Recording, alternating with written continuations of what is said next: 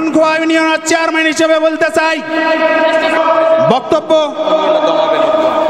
বক্তব্য উস্কানিমূলক কোনো বক্তব্য নয়। আমি বলতে চাই, আমাদের প্রধানমন্ত্রী যিনি প্রতিদিন কোরআন শরীফ পাঠ করেন এবং এখানে যদি তার বিরুদ্ধে যদি কথাবার্তা বলা হয়, আপনারা শান্ত হন।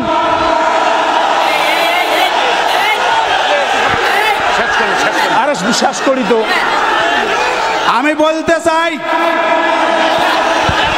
আমার প্রধানমন্ত্রী বিষয়ে যখন কথা উঠেছে তখন আমি বলতে চাই, প্রধানমন্ত্রী কি মুসলমান নয়? আমরা কি আওয়ামী লীগ করলে আমরা কি মুসলমান নই?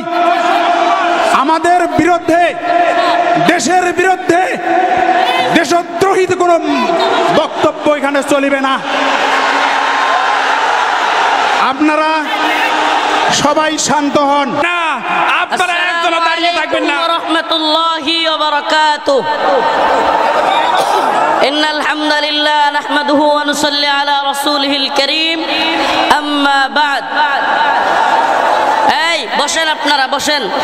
এই অনাকাঙ্ক্ষিত বিষয়টা বাদ দেন। উনি যে কথাটা বলতে চাইছেন সেই কথাটাকে আমি সুন্দরভাবে বলি, শুনেন। উনি বলতে চাইছেন যে প্রধানমন্ত্রী কোরআন তিলাওয়াত করেন, ঠিক আছে, আমরাও মেনে নিলাম। আপনারাও প্রধানমন্ত্রীকে বলেন যিনি কোরআন তিলাওয়াত করেন, তাহাজ্জুদ পড়েন, একজন আলেমকেও যেন আর বন্দী না রাখে। কথা দেন আপনারাও আমাদেরকে কথা দেন যে একজন আলেম আর বন্দী থাকবে না, আমরা খুশি। প্রধানমন্ত্রীর কথা আপনারা বলেছেন, আমরাও মেনে নিলাম। কিন্তু বসেন, আমাদের অন্তরে জ্বালা আছে, আমাদের অন্তরেও কষ্ট আছে। বসেন। চুপ। আলেমগণ বন্দী থাকবে আর আমরা তাহাজ্জুদের আর কোরআন তিলাওয়াতের গল্প শুনতে ভাল লাগে না। আলেমরা মুক্ত থাকলে তখন বোঝা যাবে, হ্যাঁ, আলেমরা যেহেতু মুক্ত, অতএব এদেশের প্রধানমন্ত্রীর বিষয়ে কথা বলাটা অনুচিত। তখন না হয় বুঝতাম। অতএব আমাদেরকে এগুলো বলার দরকার নাই, আমরা এই বিষয়ে কথাই বলতাম না। আমি আজকে নামাজের আলোচনা করতাম, রিয়েলি আমার চিন্তা ভাবনা ছিল এই উম্মাহকে নিয়ে নামাজের আলোচনা করা। যাই হোক, চেয়ারম্যান সাহেব একটা কথা বলে ফেলেছেন, আমিও ওনার রিপিট বুঝিয়ে দিলাম যে ভাই, আমরাও উস্কানিমূলক, বিভ্রান্তিমূলক কোনো বিষয় ছড়ায়া দেওয়া পছন্দ করি না। আল্লাহ পাক আমাদের সবাইকে বোঝার তৌফিক দান করুক। আমার ভাই যে স্লোগান দেওয়ার কারণে জেল খেটেছিল, আমি সেই কথাটা আপনাদেরকে রিপিট করি। ওই প্রধানমন্ত্রী মানি না যে প্রধানমন্ত্রী কোরআন মানে না, ওই প্রেসিডেন্ট মানি না যে প্রেসিডেন্ট কোরআন মানে না। আমি বলি, এই কথা বলার কারণে গ্রেফতার নয়, যে এই কথা মানবে না তার ঈমান থাকবে না। আল্লাহ রাব্বুল আলামিন কোরআনে বলেছেন, ওয়া মান লাম ইয়াহকুম বিমা আনজালাল্লাহু ফাউলাইকা হুমুল ফাসিকুন। যারা আল্লাহর আইন দ্বারা বিচার ফয়সালা করে না তারা হচ্ছে ফাসিক। ওয়া মান লাম ইয়াহকুম বিমা আনজালাল্লাহু ফাউলাইকা হুমুজ জালিমুন। যারা আল্লাহর আইন দ্বারা বিচার ফয়সালা করে না তারা জালেম। ওয়া মান লাম ইয়াহকুম বিমা আনজালাল্লাহু ফাউলাইকা হুমুল কাফিরুন। যারা আল্লাহর আইন দ্বারা বিচার ফয়সালা করে না তারা কাফের।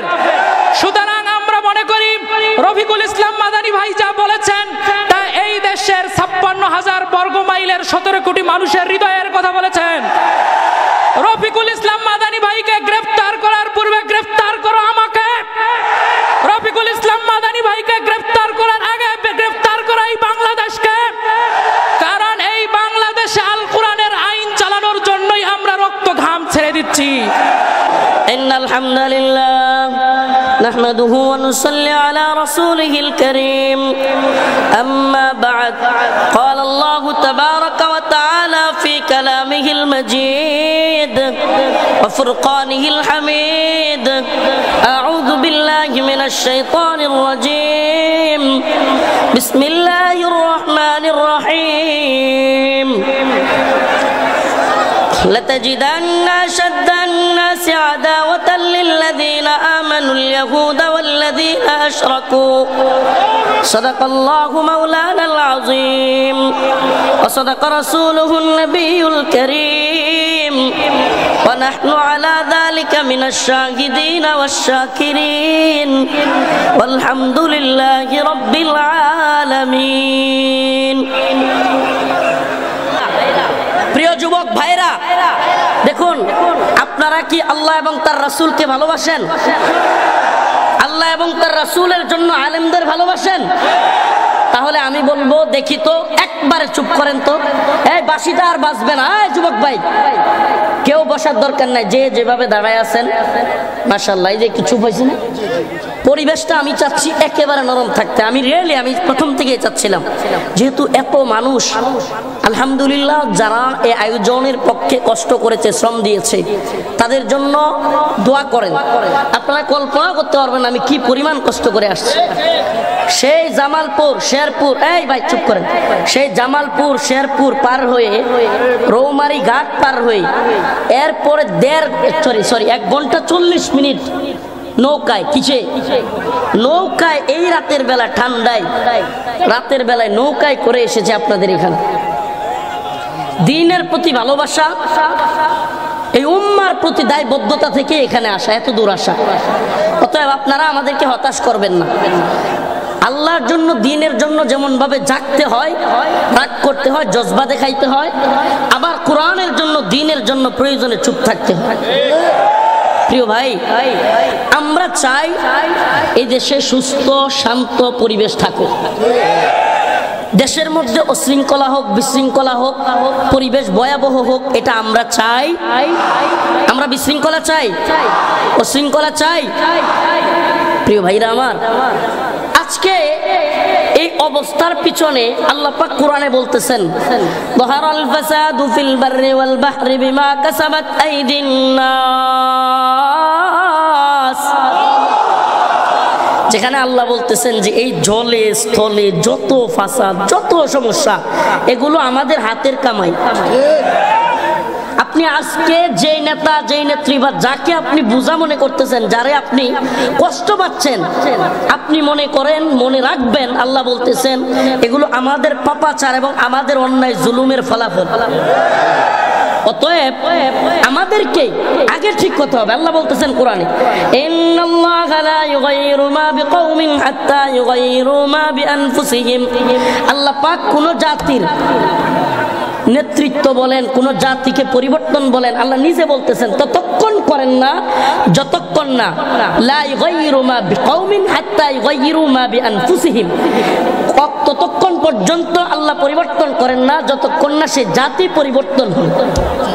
আমাদের আগে পরিবর্তন হইতে হবে, আমাদেরকে আগে দিনদার হতে হবে, আমাদেরকে আগে নামাজি হতে হবে।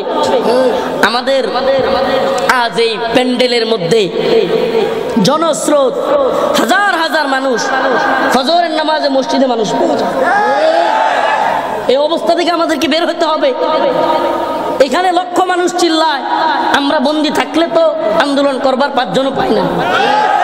আস্তে শুনেন ভাই, দ্বীনের জন্য ভালোবাসাটা আমরা বুঝি ভাই, কিন্তু বিশ্বাস করেন আমরা এই জলোচ্ছ্বাস, এই জনস্রোত কিংবা চিৎকারের জন্য আপনাদের ভরসায়, আপনাদের বিশ্বাসে কথা বলি না। ওয়াল্লাহি কতজন আমাদের সামনে আছে, কতজন আমাদের পিছন থেকে বলছে অমুক হুজুর আসছে, রাজপথ কাঁপছে, আর কতজন আমাদেরকে বলছে না। আল্লাহি সেটা দেখে আমরা কথা বলি না। আমরা তো কথা বলি আল্লাহর জন্য, দ্বীনের জন্য। কে পিছনে থাকলো, কে সামনে থাকলো, কে থাকলো না, সেটা দেখবার সময় আমাদের নেই। যেটাকে সঠিক মনে করি, কোরআন সুন্নাহ যেটাকে সঠিক মনে করে, দলিল প্রমাণাদি দিয়া বলবার চেষ্টা করি, বুঝাবার চেষ্টা করি। আরে এক বিচ্ছুকে বাঁচাইতে গেছে এক ভদ্রলোক, বিচ্ছু আগুনের মধ্যে পড়ে যাচ্ছে। তো বিচ্ছুকে যেই ভদ্রলোক ধরতে যায়, বিচ্ছুর হাতে, বিচ্ছু ওই ভদ্রলোকের হাতে কামড় দিচ্ছে। তো ভদ্রলোক বিচ্ছুর প্রতি রাগে খেপে গেছে। এবার বিচ্ছুকে আগুনের মধ্যে বলতেছে, তুই আগুনে যাবি? তোরে আমি বাঁচাইতে চাইলাম আর তুই আমার হাতে কামড় দিলি, যা তোরে আজকে আমি নিজে আগুনে ফেলে দিব।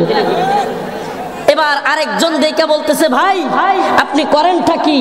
আরে বিচ্ছুর কাজ তো কামড় দেয়া, আপনার কাজ তো তাকে বাঁচানো। জালেমের কাজ জুলুম করা, আর আমাদের কাজ হলো জালিমকেও জুলুম থেকে বাঁচানো। অতএব দায়িত্বটা খুবই সুস্পষ্ট।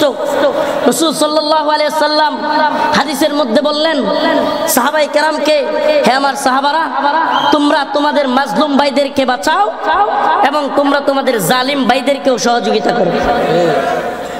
সাহাবায়ে কেরাম বললেন, ইয়া রাসূলুল্লাহ, এটা কেমনে সম্ভব? এ ভাই একবারে জবান চুপ, কেউ কথা বলবেন না। ইয়া রাসূলুল্লাহ, মাজলুমদের সহযোগিতা করা এটা তো বুঝলাম, কিন্তু জালেমদের সহযোগিতা কিভাবে করব? রাসূল সাল্লাল্লাহু আলাইহি সাল্লাম বললেন, জালেমদেরকে জুলুম করতে দিবা না, এটাই হলো সহযোগিতা। সুবহানাল্লাহ বলেন। প্রিয় ভাইরা আমার, এই জন্য আমাদের কাজটা কি? আল্লাহ একবার সুস্পষ্ট বলে দিয়েছেন, দায়ীদের কোনো, দেখেন আমি একটা ছোট্ট ঘটনা বলি, আপনারা তাহলে বুঝবেন খুব সুন্দরভাবে। আপনাদের এলাকায় আছে কিনা, কিছু চাচা আছে, কথা নাই বার্তা নাই, দুম দাম বউরে পিডা আছে না? তো এইরকম এক চাচা তার বউকে খুব মারে। তো কোনো যদি রাগ থাকে মাথায়, তাইলে রাগ কিন্তু একদিকেরটা অন্যদিকেও বল করে, অনেক সময় কি করে, আসর করে। তো চাচা সকালবেলায় চাচিরে পিডাইয়া চলে গেছে ক্ষেতের মধ্যে কাজ করতে, আর এদিকে চাষি রাগে লাঠি একটা নিয়া মুরগে আসছিল ধান খাইতে, মুরগরে দিছে বাড়ি, মোরগ গেছে মইরা। এখন চাচার খুব আদরের মুরগ, এখন চাষি মনে মনে টেনশনে পড়ে গেছে, হাইরি আমার যেই স্বামী কথা নাই বার্তা নাই আমারে বাড়িতে এসে পিডায়, এই স্বামী যদি জানে তার পছন্দের মুরগ মেরে ফেলছি, আমার তো উপায় নাই। এখন ওই চাষি বুদ্ধি কইরা এই মরা মুরগ রে জবাই করছে।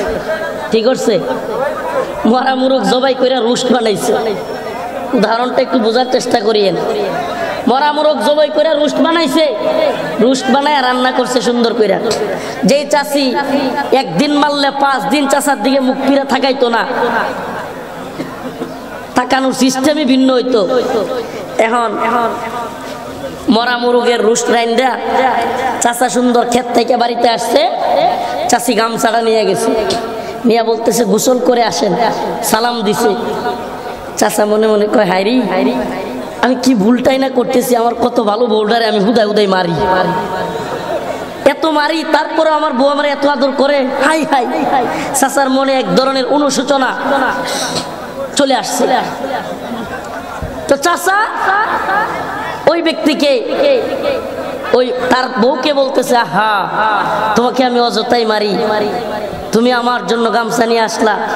এবার গোসল করার পরে চাচা বাড়িতে গিয়া তো আরো অবাক, হাই হাই আমার বউ আমার লেগে একবারে দস্তরখান বিছাইয়া, মাদুর পাটি বিছাইয়া একেবারে রোস্ট বানায় রাখছে মুরগের। চাচাই তো খুশিতে গদগদ হয়ে গেছে। হাই হাই হাই হাই, চাচা যেমনি খাইতে নিবে, চাচার একটা ছোট্ট মেয়ে চাচার দিকে ফেল ফেল করে তাকায় আসছে। চাচাই ভাবছে, আরে বাচ্চাটা মনে হয় খাইতে চায়। তো বাচ্চাটা অল্প বয়স, সে মনে মনে কইতেছে, বাবা আমি তো খাইতে চাই না, মূলত ঘটনা তো আমি জানি, এখন যদি সত্য ঘটনা বলি তাইলে মাই খাবে মার, আর যদি সত্য ঘটনা না বলি বাবাই খাবে হারাম।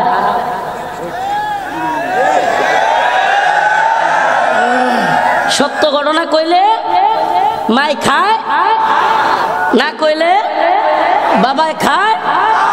এখন আমরা যারা দিনের দায়, আদাওয়াত মুঝে কিউ ইতনি, मैं तो कुरान का दाई हो, আরে আমরা তো কোরআনের দাই, কোরআনের ফেরি করে বেড়াই। শাইখুল হাদিস ইবনে শাইখুল হাদিস আল্লামা মামুনুল হক তো কোরআনের ফেরি করে বেড়ায়, মুফতি মাহমুদ হাসান গনবী তো কোরআনের ফেরি করে বেড়ায়, রফিকুল ইসলাম মাদানী তো কোরআনের ফেরি করে বেড়ায়, শাইখ হারুন ইজহার তো কোরআনের ফেরি করে বেড়ায়, উলামায়ে হক্কানি, উলামায়ে রব্বানি এরা তো কোরআনের ফেরি করে বেড়ায়। এরা তো হক কথা বলতে আল্লাহর পক্ষ থেকে বাধ্য। আর আমরা যদি হক কথা না বলি উপরওয়ালা আমাদেরকে দিবে মাইল, আর হক কথা বললে তোমরা দাও জেল জুলুম রিমান্ড। আমাদের তো যাওয়ার জায়গা নেই।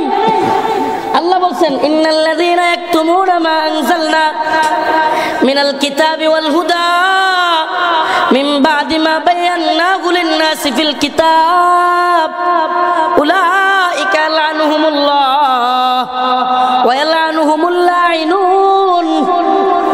কত ভয়ঙ্কর কথা আপনি কল্পনা করতে পারবেন? আলেমদের ব্যাপারে কত ভয়ঙ্কর আয়াত।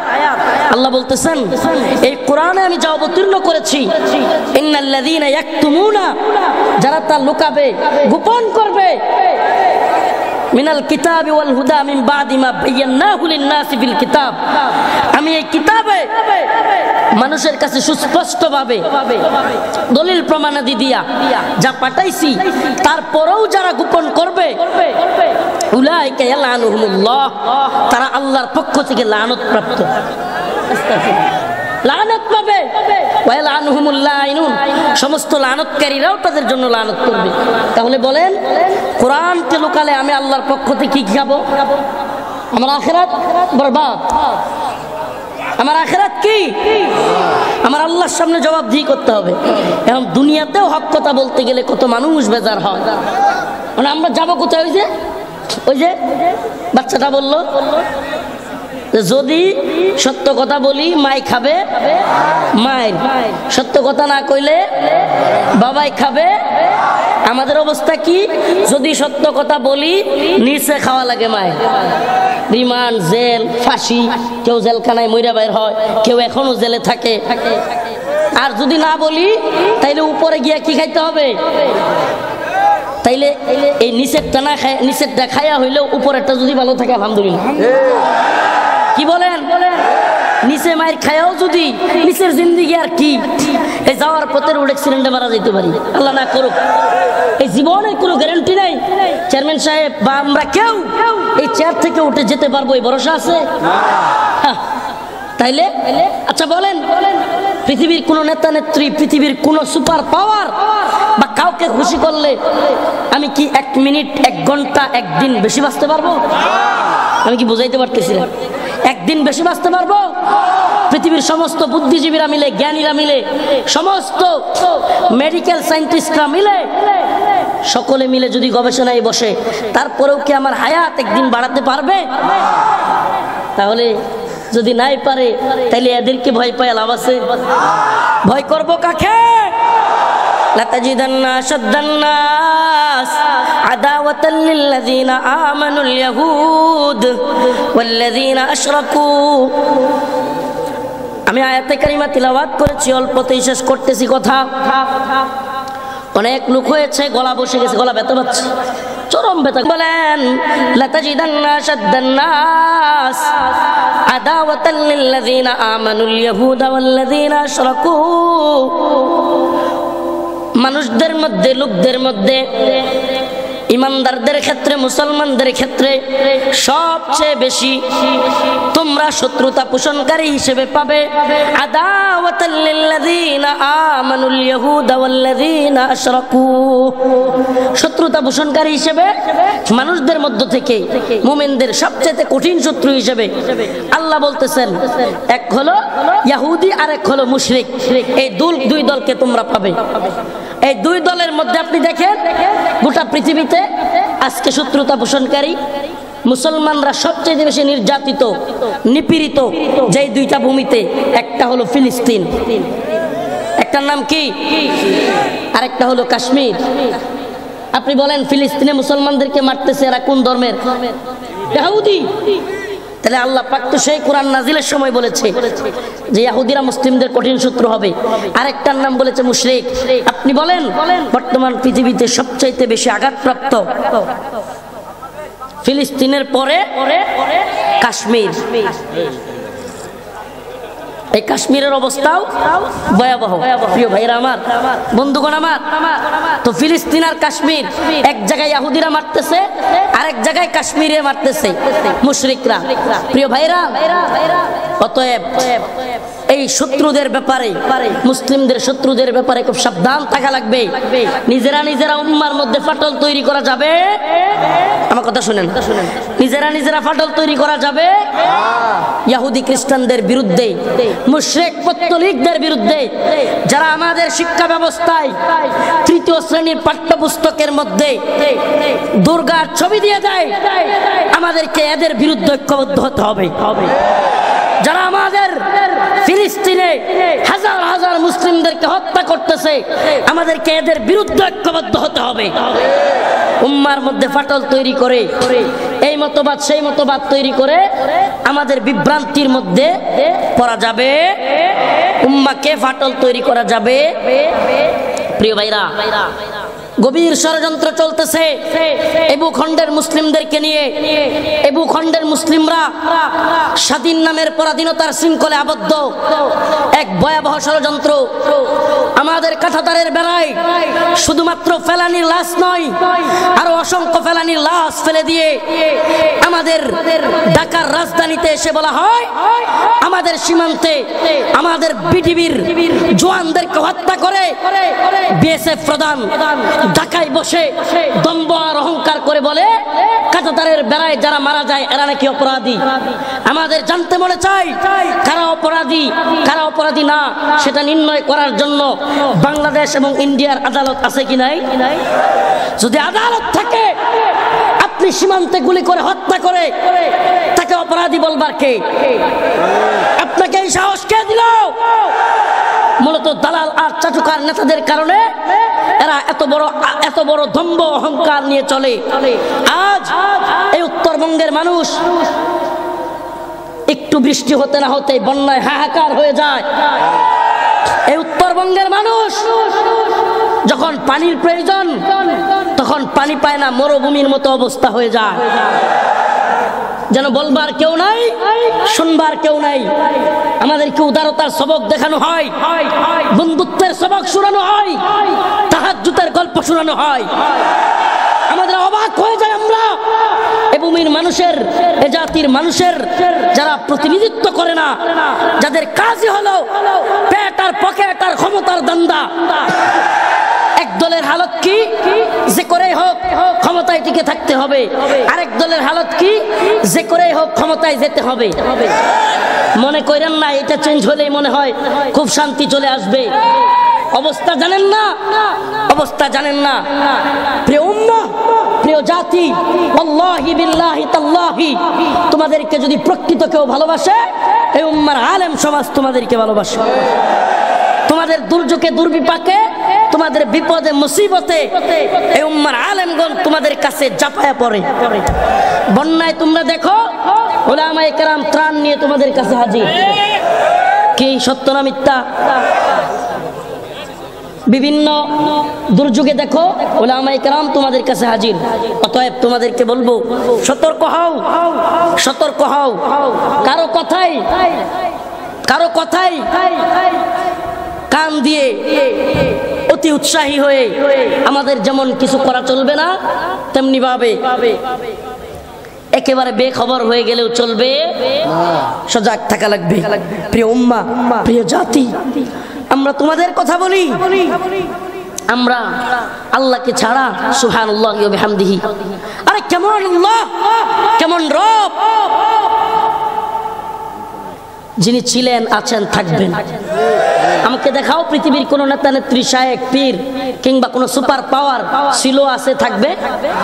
বলেন আমাকে, কে? তিনি কে যিনি ছিলেন, আছেন, থাকবেন? তাহলে আমরা সেই আল্লাহর কথা বলি, সেই আল্লাহর জয়গান গাই।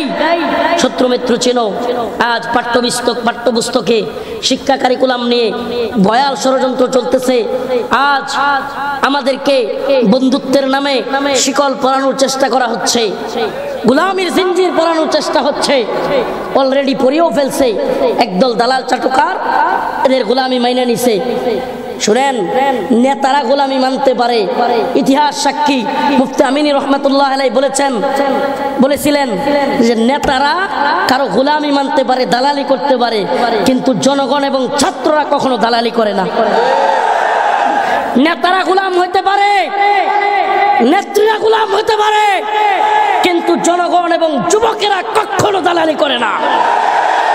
আমাদের স্বপ্ন এই উম্মার যুবকদেরকে নিয়ে, আমাদের স্বপ্ন এই উম্মার ছাত্র সমাজকে নিয়ে। আমি বিশ্বাস করি, আমি ব্যক্তিগতভাবে বিশ্বাস করি, এই উম্মার আলেম সমাজ যদি হক পথে থাকে, দালালি না করে, এই উম্মার যুবক যুবলীগ করতে পারে, ছাত্রলীগ করতে পারে, ছাত্রদল করতে পারে, যুবদল করতে পারে। এই উম্মার উলামায়ে কেরাম ডাক দিলে প্রয়োজনে এই উম্মার যুবকেরা যুবলীগ, ছাত্রদল, ছাত্রলীগ, ছাত্রদল, যুবদল ছেড়ে দিয়ে আলেমদের ডাকে ময়দানে চাপিয়ে পড়বে ইনশাআল্লাহ।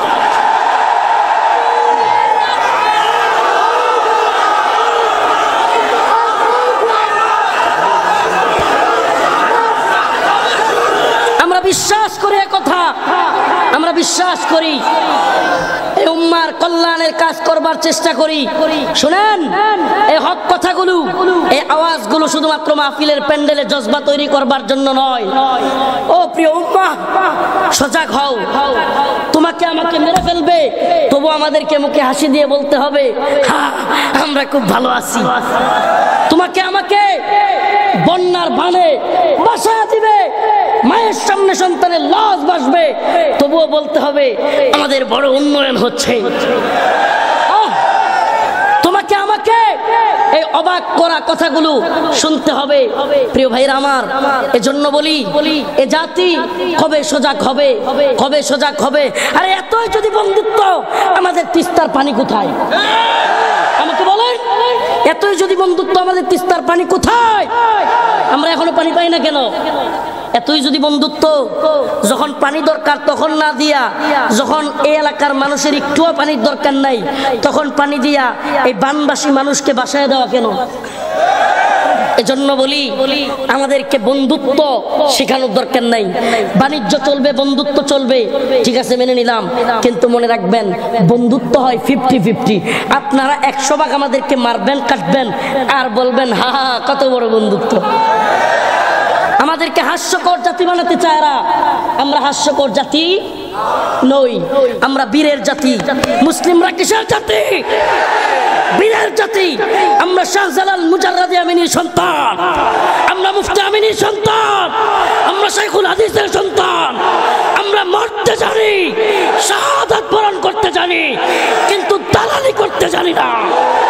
আল্লাহর জন্য প্রয়োজনে 1000 বার জীবন দেব, দ্বীনের জন্য প্রয়োজনে 1000 বার জীবন দেব, কোরআনের জন্য প্রয়োজনে 1000 বার জীবন দেব, কিন্তু কারোর সামনে মাথা নত করব না। রাজি আছেন ইনশাআল্লাহ? সজাগ থাকতে হবে জাতি, সজাগ থাকতে হবে। এই আধিপত্যবাদী, এই আধিপত্যবাদী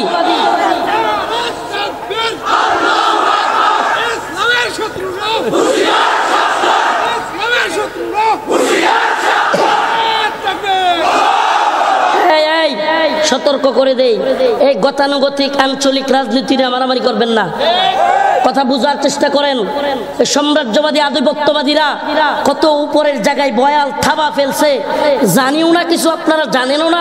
আল্লাহ মাফ করুক, কথাগুলো মাইন্ড করিয়েন না, বেয়াদবি নিয়েন না। এই আধিপত্যবাদীরা, সাম্রাজ্যবাদীরা, এই নতুন নব্য সাম্রাজ্যবাদী এই উপমহাদেশের যারা রাম রাজত্ব প্রতিষ্ঠা করতে চায়, যারা আমাদের বাবরি মসজিদ ভেঙে রাম মন্দির করেছে, এদের থাবা কত ভয়াবহ। আপনি আসেন এই দল আর ওই দল নিয়ে মারামারি করেন, আপনি আসেন অমুক সাবরেনিয়া তমুক সাবরেনিয়া, মনে করেন এরাই মনে হয় সব করে ফেলতেছে। আরে এরা কেউ আপনার আমার শত্রু না। মুসলমানের ঘরের সন্তান, প্রশাসনের লোক হোক, যেই ঘরের লোক হোক, এরা আমাদের কেউ শত্রু না। কথা ভালোভাবে বোঝার চেষ্টা করেন। এরাও এই অঞ্চলের ক্ষতি, এই অঞ্চলের কষ্ট এরাও বুঝে, প্রত্যেকেই বুঝে। কি বুঝে না? কথা কয় না। বন্যায় বাইসা গেলে কি আপনি যান না মেম্বারও যান? বলে না। বন্যায় বাইসা গেলে আপনি যান না আপনার ইউনিয়ন চেয়ারম্যানও যান? সবাই। অতএব দুঃখটা আপনাদের আমি বুঝি, আমি এত দূর থেকে বুঝি, আমি তো বাসি না, কিন্তু এই উম্মার ফিকির আমাদের কলিজাগুলো পুরা ফেলে। ওয়াল্লাহি আল্লাহ, কত দিন কত রাত কেটে গেছে এই জাতির কথা চিন্তা করতে। জেলখানার রাতগুলো কাটিয়েছি, গভীর রাত পর্যন্ত, প্রায় রাতেই ঘুমাতে পারি নাই, কারণ আমরা তো ইমানগুলো জেল জীবনগুলো একবার চোখে দেখেছি যে এই উম্মার কি হইতেছে। অনেকে জানে না এটা, এই দেশের উপর মুসলিমদের উপর কি ভয়াল থাবা চলতেছে এটা অনেকে বুঝতেছে না। মায়ানমার বুঝে নাই, কাশ্মীর বুঝে নাই, আসামওয়ালারা বুঝে নাই, এখনো আছেন অমুক ট্রেনে তমুক ট্রেনে মারামারিতে, ফেসবুকিং আর ইউটিউবিং এ কত ভয়াবহ অবস্থা যাচ্ছে কল্পনাও করতে পারবেন না। অতএব প্রিয় উম্মাহ, আমাদেরকে একটা ফোকাস করতে হবে, একটাই ফোকাস, এই দেশ মুসলমানদের, এই দেশ জয় শ্রীরামের নয়, এই জয় আল্লাহু আকবার। এদেশের সকাল হয় আল্লাহু আকবারের ধ্বনিতে, এদেশের বিকাল হয় আল্লাহু আকবারের ধ্বনিতে, এদেশের আকাশ বাতাস প্রকম্পিত হয় আল্লাহু আকবারের ধ্বনিতে। অতএব এদেশে আল্লাহু আকবার চলবে। এদেশ আধিপত্যবাদীদের দখলে গিয়ে আমাদের বাইতুল মুকাররম ভেঙে দিয়ে রাম মন্দির করতে দেওয়া হবে না। হ্যাঁ যদি মরে যাই, হ্যাঁ যদি চলে যাই, শাহাদাত বরণ করি ভিন্ন কথা। আল্লাহ পাক আমাদের সবাইকে দ্বীনের পথে অটল অবিচল থাকবার তৌফিক দান করুক। আরো জোরে বলেন আমিন। গলা ব্যথা করতেছে, যে কয়েকটা কথা বললাম কষ্টে কষ্টে কথাগুলো বললাম, নিজেরা নিজেদের মধ্যে দ্বন্দ্ব তৈরি করবেন না। আঞ্চলিকভাবে বলতেছি, সবার কথা বলতেছি, আমি বলি আপনি বলেন না, সবার সব জায়গায় নাম নিয়ে নিয়ে আমরা শেখ জসিমউদ্দিন রহমানী, মাহমুদ হাসান গনবী, মামুনুল হক সাহেব, প্রত্যেকের ব্যাপারে আমরা মাহফিলগুলোতে বলার চেষ্টা করতেছি। শুধু এখানে বলা নয়, যেখানে বললে জামিন হইতে পারে সেখানে বলেও আমরা চেষ্টা করতেছি। আর কি বলবো? অতএব অতি উৎসাহী হবেন না। আলেমদের কথা, যারা হক পথে থাকে তাদের কথা শুনবার চেষ্টা করেন, মুরব্বী হারা হয়েন না।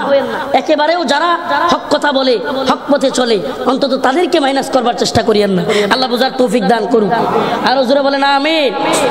প্রিয় ভাইরা আমার, বন্ধুগণ আমার, আপনাদের সবার কাছে দোয়া চাই। আরেকটা রিকোয়েস্ট, আমার আহলিয়া, আমার ওয়াইফ অসুস্থ, আমি এইটা রেখেও আগামীকালকে হয়তো তাকে নিয়ে ময়মনসিংহ যাওয়া লাগতে পারে।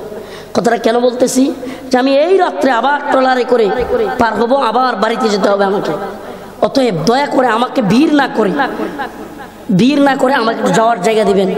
কথা দিলাম তো ইনশাআল্লাহ, যাওয়ার জায়গা দিবেন। মুসাফার জন্য হাজার হাজার মানুষ, আমি মুসাফা করতে পারবো না, আমাকে যাওয়ার জায়গা দিবেন। গাড়িতে উঠবো, আমি চলে যাব ইনশাআল্লাহ। আল্লাহ যদি বাঁচায় রাখে, নেক্সট টাইম এই কুড়িগ্রামে আবারও আসা হবে ইনশাআল্লাহ। নাসরুম মিনাল্লাহ ওয়া ফাতহুন করিব। আসসালামু আলাইকুম ওয়া রাহমাতুল্লাহি ওয়া বারাকাতুহু। জি হুজুর দোয়া করে দেন, দোয়ার মাধ্যমে শেষ করে দেন। জি বসেন, দোয়া হবে, দোয়া হবে।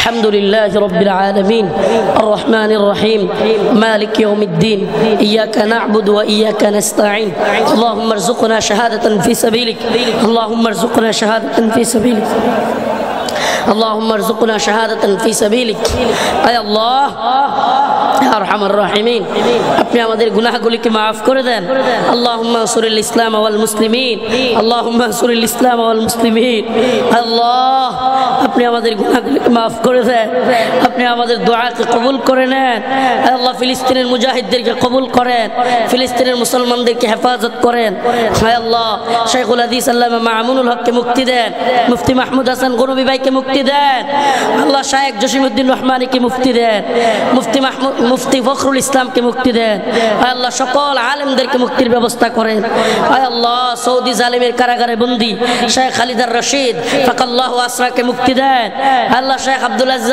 তারিফিকে মুক্তি দেন হে আল্লাহ এই উম্মাহকে আপনি কবুল করেন হে আল্লাহ আধিপত্যবাদীদের সাম্রাজ্যবাদীদের বয়াল থাবা থেকে এই ভূখণ্ডের মুসলিমদেরকে হেফাজত করেন হে আল্লাহ এই উম্মাহকে ঐক্যবদ্ধ করেন হে আল্লাহ আমাদেরকে maaf করে দেন সুবহান রাব্বিকা রাব্বিল ইজ্জাতি আম্মা ইয়াসিফুন হে আল্লাহ মাদ্রাসাকে কবুল করেন ছাত্র উস্তাদদেরকে কবুল করেন এত বড় মাহফিল যারা ইন্তজাম করলো আল্লাহ তাদের চেষ্টা প্রচেষ্টাকে কবুল করেন ভুল ত্রুটি ক্ষমা করে দেন সুবহান রাব্বিকা রাব্বিল ইজ্জাতি আম্মা ইয়াসিফুন আলহামদুলিল্লাহ।